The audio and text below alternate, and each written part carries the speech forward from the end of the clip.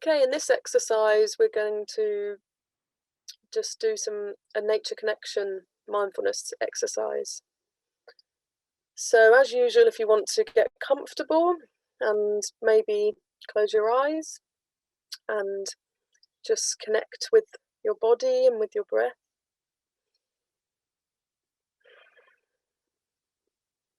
And just feeling yourself held by the ground. Just allowing yourself this moment to connect. And just noticing your breath.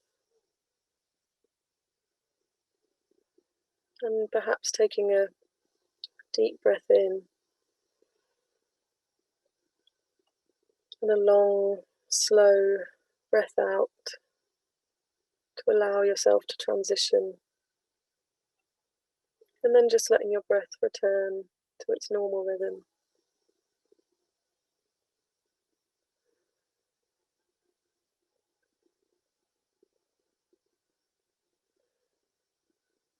And as you breathe in, just knowing that you're breathing in the same air as all the plants and trees and shrubs. And when you breathe out, just knowing that you're breathing out the same air as the animals and birds and flowers.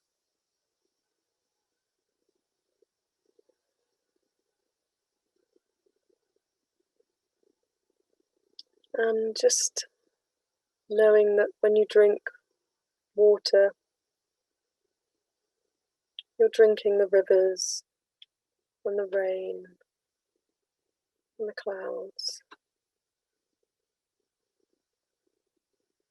And when you eat a meal, you're eating vegetables and fruits from all the plants that nature provides.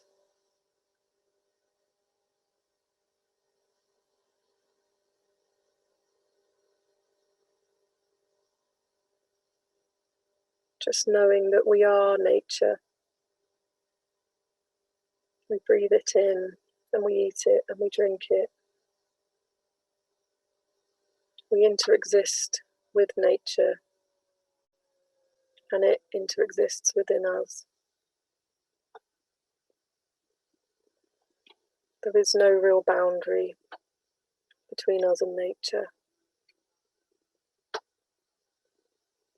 We are nature.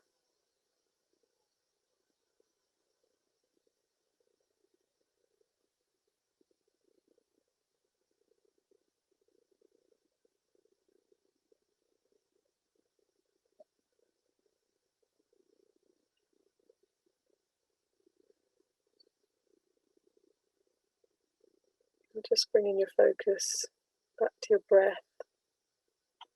and your senses, the air of the room and what you can see and hear. And back into the space.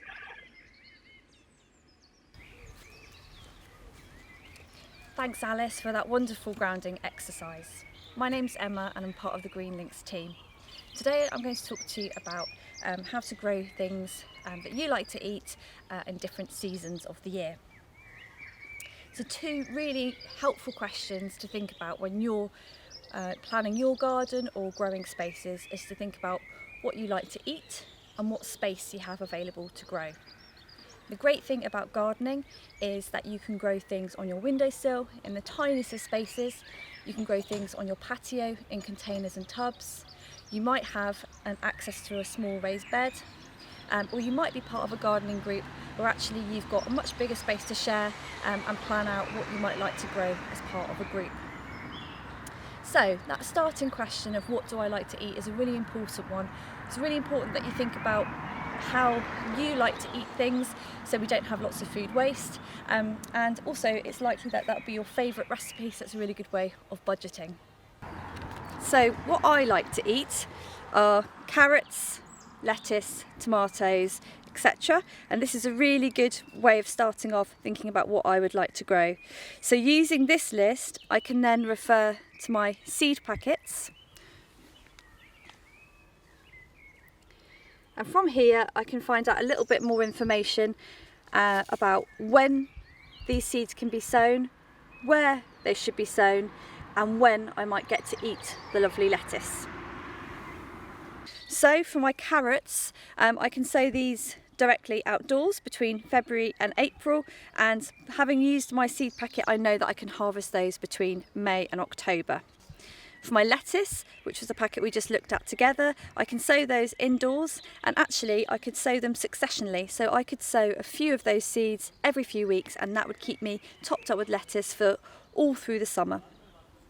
For tomatoes, I would need to start those off indoors, and I might also choose to grow those in an indoor space throughout the season so that I can just pick them and eat them later in the summer when they're ready to harvest. So once I've identified when I can grow things and where they might need to be sown, it also helps me to think about my other growing spaces. So between May and November I might use my windowsill space to start off my lettuce seeds. I might also consider how I could use my big pots on the patio to either sow those lettuce seeds direct or to transplant them from the windowsill. And I might also consider how much space I have in my raised beds, and I might choose to transplant my lettuce seeds from my windowsill straight into that raised bed in an area here.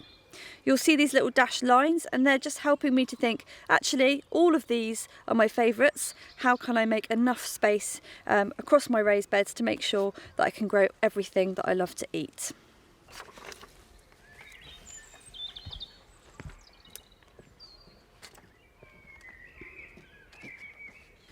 Okay, so we've thought about what we like to eat and we've thought about our growing spaces. By bringing those two things together, we can come up with a bit of a plan, and there are some really great tools out there online and physical copies of books, calendars and seed catalogues that can really help you to map out your growing year.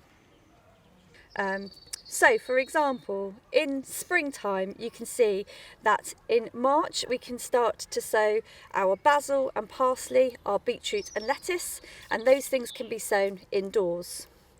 Our broad beans, leeks and peas, if our soil is warm enough, can also be sown outdoors, and if we've got some asparagus, that can also be planted out as a little crown.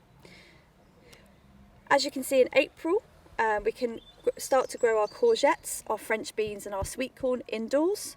Our Brussels sprouts and lettuce can be sown outdoors, and we'll start to put our potatoes and sweet corns out, planted in our pots or in our bed. And in May we can think about our lovely squashes and marrows, sowing those indoors, and our chard, spinach, runner beans and sweet corn can be sown direct.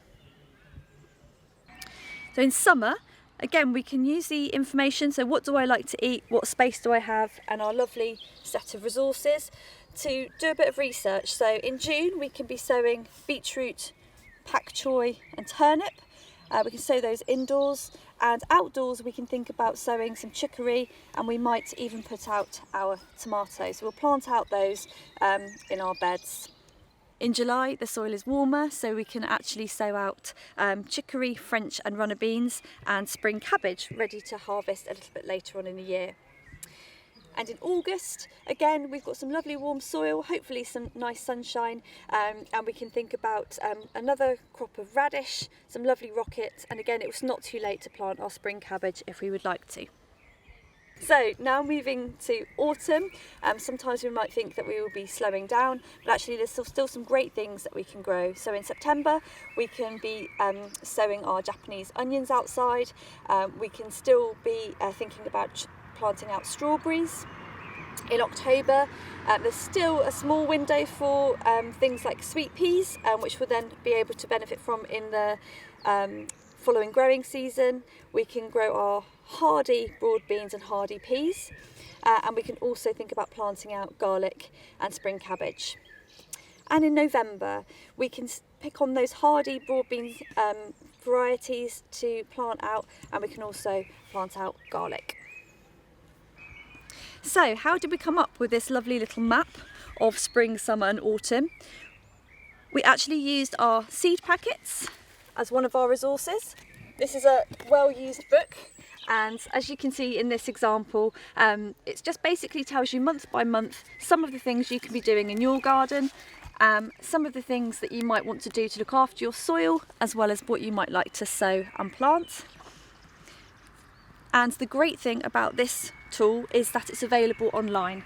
So if you go to the RHS website, you can literally see month by month the things that you can grow, what you can sow, and when you can harvest. You might also be interested in magazines such as this one, and for those of you who might enjoy BBC programmes, then there's also some lovely programmes to help you think about what to grow. Again, really good for inspiration, but there's tips for what you can be growing now included in that kind of magazine, and sometimes they'll even have some free seeds. Similar to those magazines, you might also find things like this year planner or calendars available, which help you to break down the year, again, month by month, helping you think about what you might like to do. Now, you might find that people are happy to share copies of this, and you might also find some of these sorts of things in a library.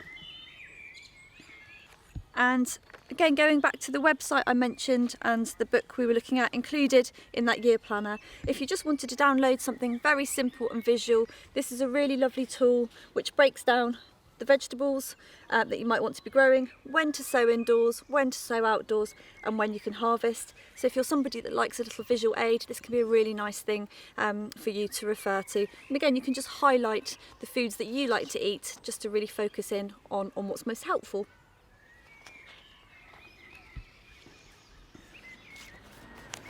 And finally,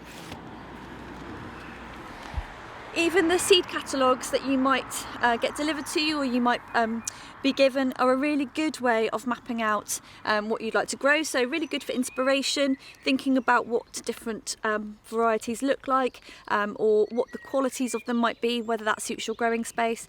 But also, as you can see in this version, it's got a really nice little chart with a month by month guide, helping you to work out when you might want to sow and grow things. So hopefully that's given you some really good ideas to come up with your own plan for the seasons for what you'd like to grow in the growing spaces that you have. Really hope that's helped you to think about what's important to you or the group that you're growing with, so that you can have a really successful growing year, eating all of your favourite vegetables throughout the season.